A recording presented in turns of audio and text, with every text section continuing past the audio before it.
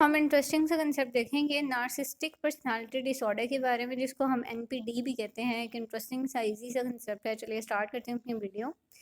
Narcissistic personality disorder is actually a mental health condition, जिसमें आप देखोगे कि एक इंसान जो है उसको प्रॉपर जो है मतलब उसके अंदर सेल्फ इम्पोर्टेंस बहुत ज़्यादा है।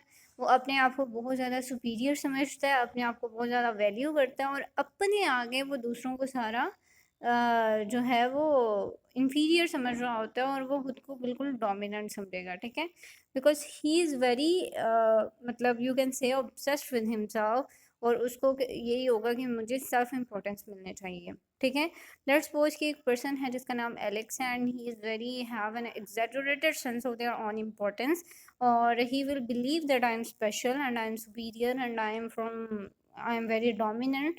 और जिसकी वजह से वो क्या करेगा, दूसरों को जो है मे बी डिग्रेड कर दे, या उनको उस तरह से सेल्फ उनको इम्पोर्टेंस ना दे, और ख़ुद को यूनिक समझेगा आज कम्पेयर टू द अदर्स। ठीक है, और उसको आप देखोगे कि वो ऐसे पर्सन जो हैं वो अटेंशन सीकर भी होते हैं।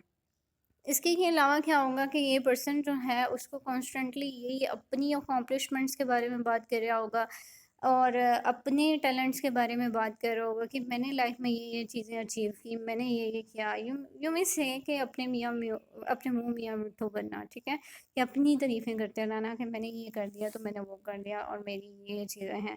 तो ऐसे लोग जो अपने आप को बहुत ज़्यादा इंपॉर्टेंस दे रहे होते हैं और अपने आप को बहुत ज़्यादा सुपीरियर या डोमिनेंट समझ रहे होते हैं, बेसिकली ऐसे लोगों को नार्सिस्टिक पर्सनालिटी डिसऑर्डर होता है। ठीक है, साइकोलॉजी में।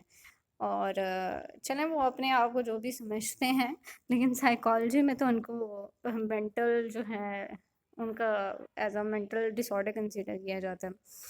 सो it was very interesting and enjoyable concept. If you have any question, any ambiguity, you can ask me in a comment section. So till now, goodbye.